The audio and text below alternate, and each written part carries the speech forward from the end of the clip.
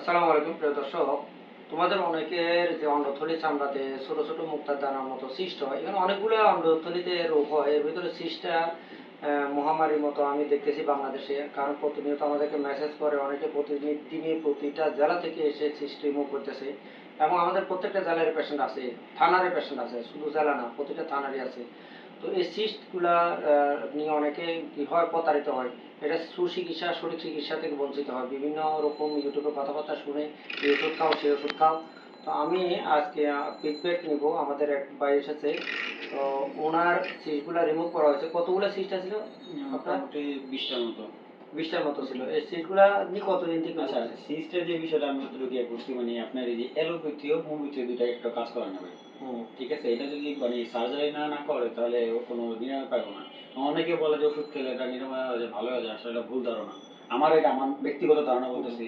আপনি এটা যদি সিস্টের এটা যদি পরিমাণ বেশি হয়ে যায় তাহলে আপনাদের কাছে সার্জারিটা করাটাই মনে বেটার। কারণ এটা অ্যালোপ্যাথিতেও কোনো কাজ করে না, হোমিওপ্যাথি ওরা বলে আসলে ওইখানে টাকা নষ্ট করতে হবে, কোনো কাজে আসবে না। ওই টাকাটা এখানে নষ্ট না করে এখানে একসাথে কিছু অল্প কিছু টাকা একসাথে অ্যাড করে এখানে অল্পতে সার্জারি আপনারা করাতে পারবেন। এটা নিয়ে কতদিন থেকে ছিল আপনার? আমার মোটামুটি 4-5 বছর, মানে এত বড় ছিল না, ছোট ছোট ছোট, কিন্তু লাস্টে একটু বড় হয়ে গেছে 1-2 বছরে জিনিসটা বড় হয়েছে। ব্যথাটা কিরকম করছে না, আপনার? কোনো ব্যথাটা দেওয়া হয়নি কেন। এই সুইটা দিতে তো সহ্য একটু ফিডব্যাক আমার তো মোটামুটি এত ব্যথা। এটা একটু হবে। তো ঠিক আছে, এটা আর কি আপনার থেকে ফিডব্যাক নেওয়া মানে অনেকে সাহস পায় আর কি। যে না, আসতে পারে, নির্দ্বিধায় আসতে পারে, কোনো সমস্যা নেই। অনেকে যারা ভয় পাইতেছেন, আমি নিজেও ভয় পাইছি, কিন্তু আসলে ওরকম কিছুই না, আপনার নির্দ্বিধায় আসতে পারেন।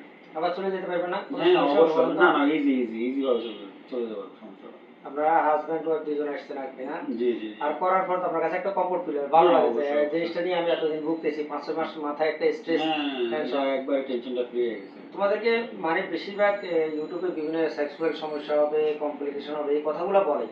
তো যারা বলে তাদেরকে বলবো, তোমার যদি এরকম ভয় থাকে যে আপনার মতে যারা আছে দীর্ঘ, মনে করো 5 বছর আগে, 4 বছর আগে সিস্ট রিমুভ করছে, তাদের নাম্বার দিয়ে দিব। তারা যদি বলে যে তোমার সেক্সুয়াল সমস্যা, তুমি আসিও না, নাম্বার ছেড়ে নাম্বার দিব। কিন্তু এটা হবে না কেন?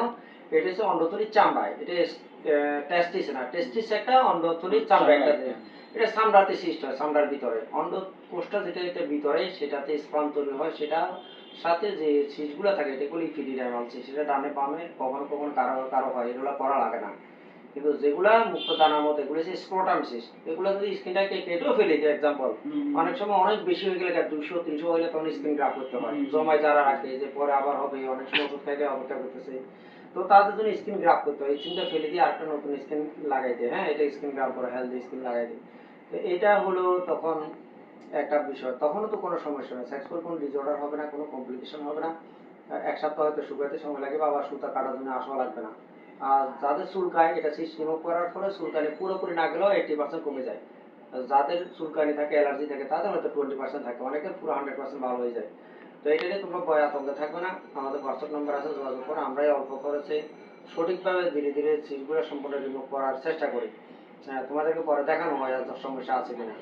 আর এরপরে ভালো মন্দ ফিডব্যাক আমরা পুরোটা নিই, যে ভালো হওয়া পর্যন্ত খুব ভালো হচ্ছে কিনা, কোনো অসুবিধা হচ্ছে কিনা, হয়তো কোনো একটা হয়তো ক্ষত হচ্ছে বা ইনফেকশন হচ্ছে, এগুলো আমরা পরবর্তী স্টেপ বাই স্টেপ, কোনো সমস্যা হলে পানিতে লাগাই ফেলে, অনেকে অনেকে পানি লাগাই ফেলে, তখন যদি একটু শুকাতে দেরি হয়, তখন আমরা ফিডব্যাকটা নিয়ে স্টেপ বাই স্টেপ ট্রিটমেন্টগুলো দিয়ে দিই। তো ভালো থাকো, আসসালামু আলাইকুম।